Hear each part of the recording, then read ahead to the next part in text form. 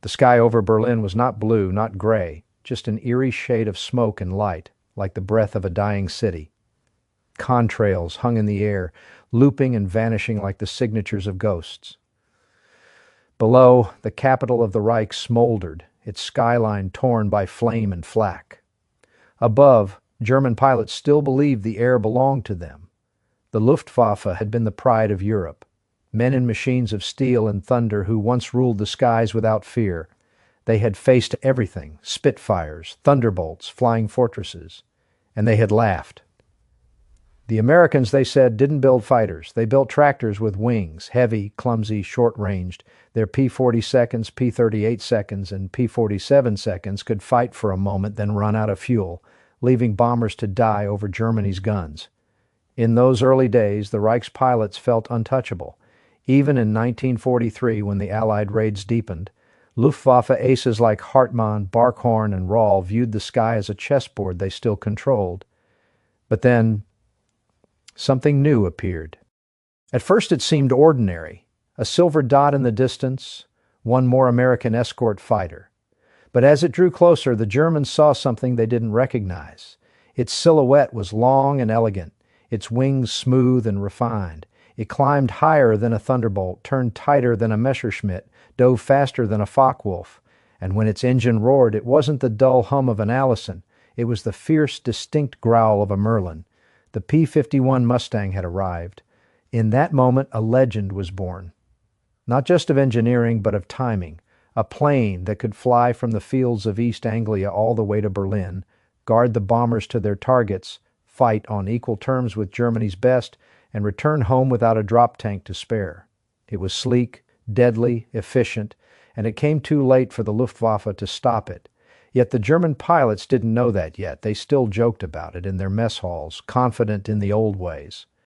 But when the first Mustangs cut through their formations, when those silver predators followed them all the way back to their bases, they stopped laughing. Because over Berlin, in the final years of the war, the hunters became the hunted. Would you have seen it coming? To understand how the P-51 Mustang came to dominate the skies, we have to step back to the dark years when the world was still holding its breath. Europe was burning. The Luftwaffe had crushed everything in its path, Poland, France, the Low Countries. Their planes, sleek Messerschmitt Bf 109 seconds and rugged Focke Wulf 190 seconds, had carved a legend across the continent. The Blitzkrieg was not only a ground assault, it was an aerial storm that no one seemed able to stop. When the United States entered the war in December of 1941, the Allies were already bleeding. The RAF had fought desperately through the Battle of Britain, and though they had survived, they had done so at a terrible cost. Germany still held the initiative in the air. The Americans arrived with courage, but their machines weren't ready for what awaited over Europe. Early American bombers, like the B-17 Flying Fortress and the B-24 Liberator, were sent deep into German territory with promises of self-defense formations. They would fly tight, interlocking patterns, their machine guns covering every angle. It worked, at first, but once they crossed into the heart of the Reich, the Luftwaffe swarmed them. Dozens of German fighters diving out of the sun, coordinated attacks that ripped through the bomber boxes. Without long-range escort fighters, every mission became a gamble. By late 1943, losses were unbearable. Crews knew the odds, 1 in 4 wouldn't come back. Some days, 1 in 2. The Americans needed a miracle. That miracle began, of all places, in Britain. North American Aviation had built a new fighter, originally designed for the British RAF. It was called the P-51 Mustang. The early versions were unremarkable. Fast, yes, but limited by their Allison engines, which choked at high altitude. Then came a moment of brilliance, a decision to fit the British Rolls-Royce Merlin engine into the Mustang's frame. That single change turned it from a decent aircraft into one of the greatest fighters ever built.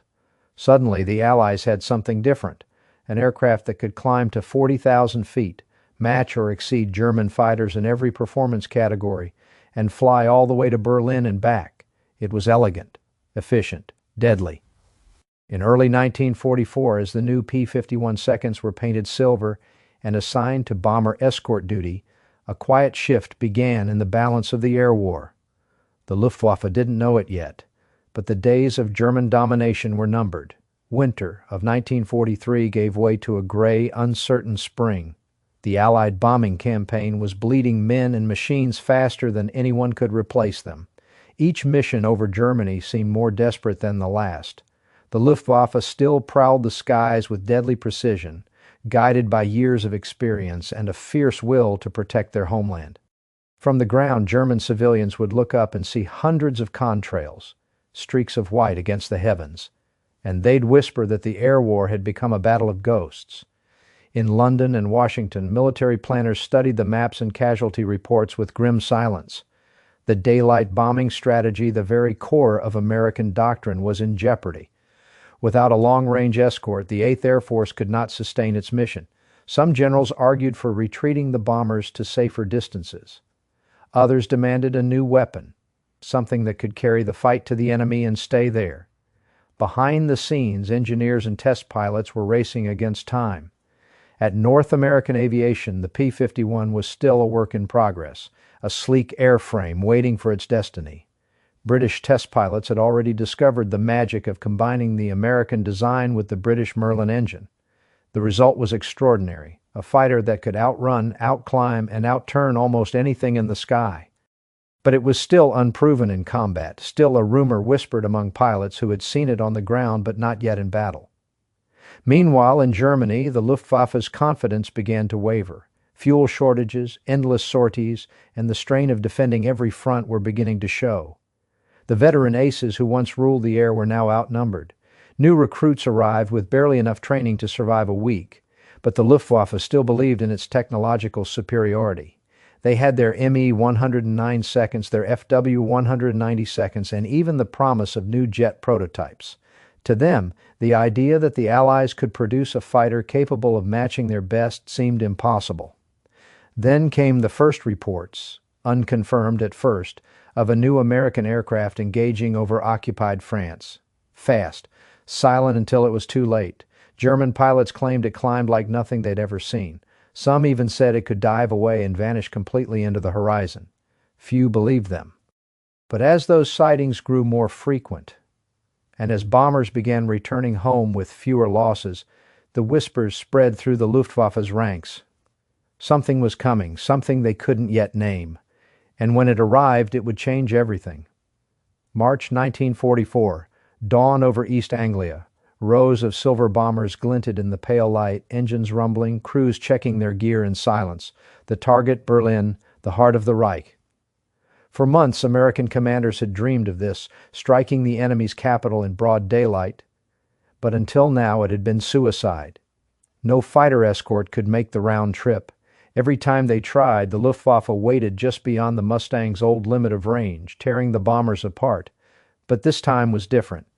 As the B-17 seconds and B-24 seconds lifted into the cold morning air, a new shape followed them, sleek, silver, and fast. The P-51 Billion's Mustang, its fuselage shimmering like a mirror, carried the unmistakable growl of a Merlin engine. Pilots sat in their cockpits, calm but alert, aware that they were about to make history. Their mission was simple: stay with the bombers all the way to Berlin and back. No turning back, no excuses. Hours later, as the bomber stream crossed into enemy airspace, German radar stations lit up. Sirens wailed, fighters scrambled. From airfields around Hanover, Magdeburg, and Potsdam, the Luftwaffe's best climbed to intercept. Hundreds of Messerschmitt, Bf 109 seconds and Focke Wulf 190 seconds tore into the sky, their yellow noses flashing like predators rising for the kill. The German aces grinned. Another American raid, another easy hunt. But what they found waiting for them wasn't what they expected. High above the bomber formation, a formation of P-51 seconds held position, glinting in the sunlight. Their leader called out calmly over the radio, "Tally-ho, bandits, 11 o'clock high." The Mustangs rolled over and dove. The first engagement was swift and brutal. German pilots, used to slow thunderbolts and lightnings, found themselves being hunted instead of hunting. The Mustangs turned sharper, climbed steeper, and struck from angles the Luftwaffe hadn't seen before. Even the veterans were stunned.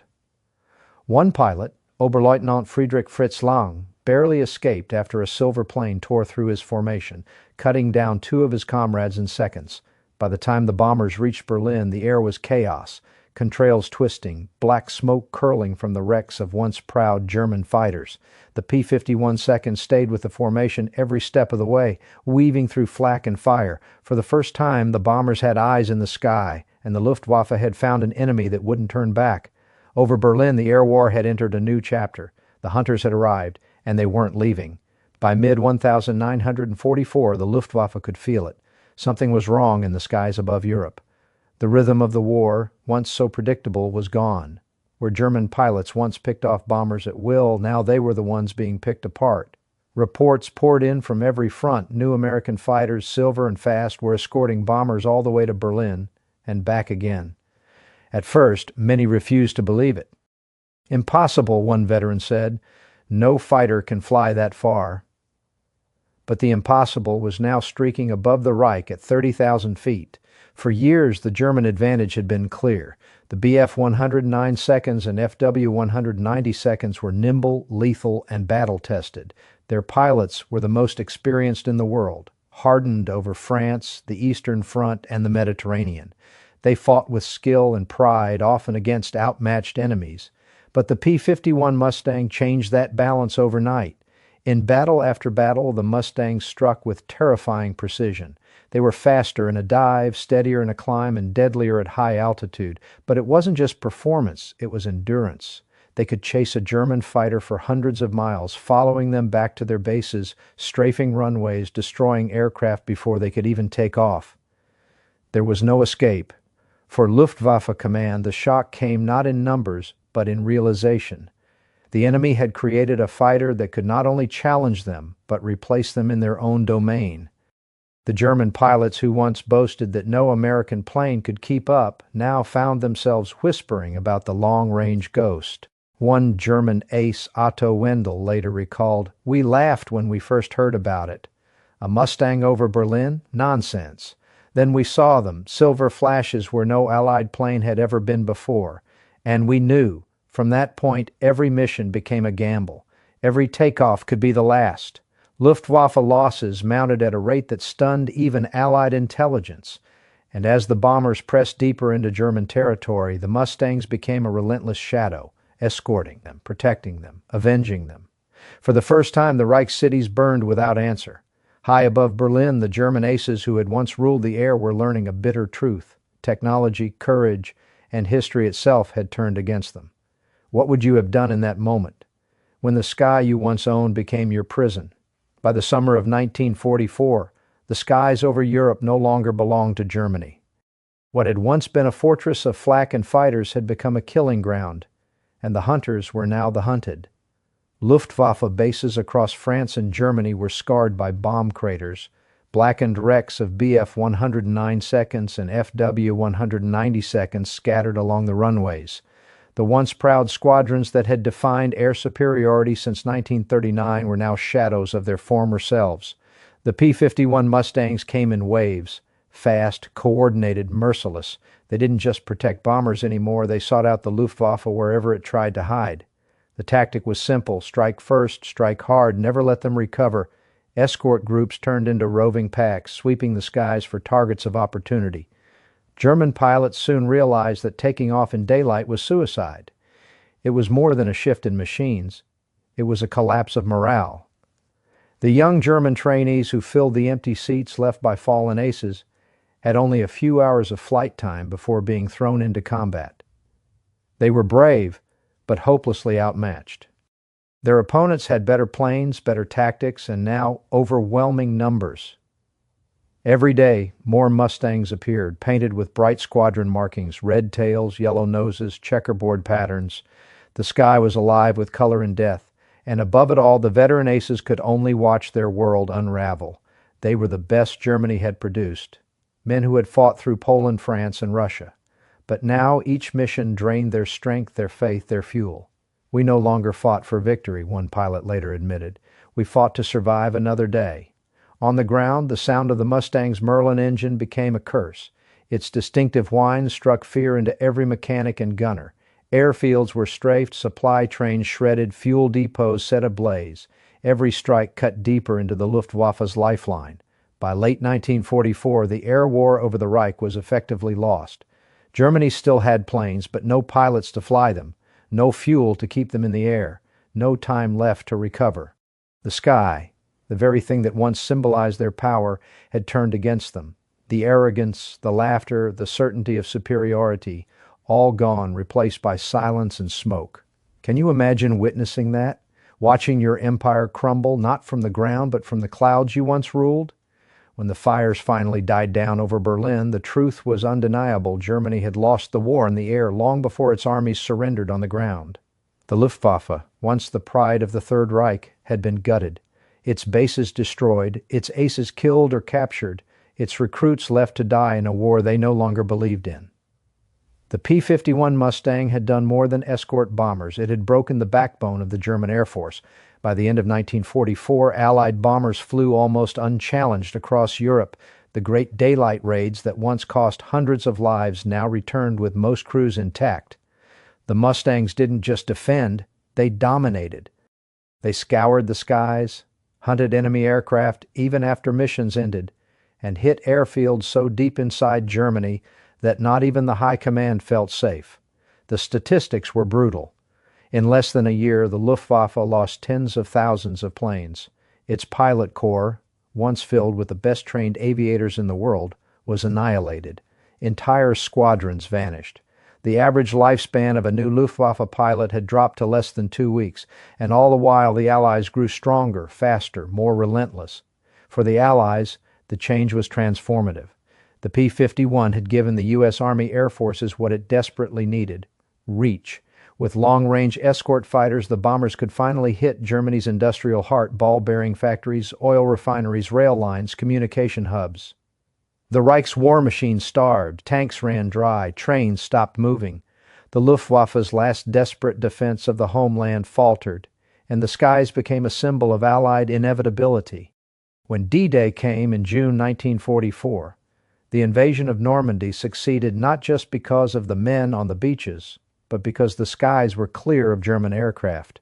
Every paratrooper, every ship, every tank that landed did so under the watchful guard of the P-51 Mustang. The war was far from over, but the tide was irreversible. From that point forward, the Luftwaffe never again controlled its own airspace. Hitler's promise of the 1,000-year Reich was now fought under Allied skies. The Mustang had done more than win battles. It had ended an era. The Luftwaffe's reign of fear, born in the early days of Blitzkrieg, had died in the cold air over Berlin, cut down by silver wings and the howl of a Merlin engine. When the guns finally fell silent in 1945, the skies above Europe were empty, haunted by contrails that faded like memories.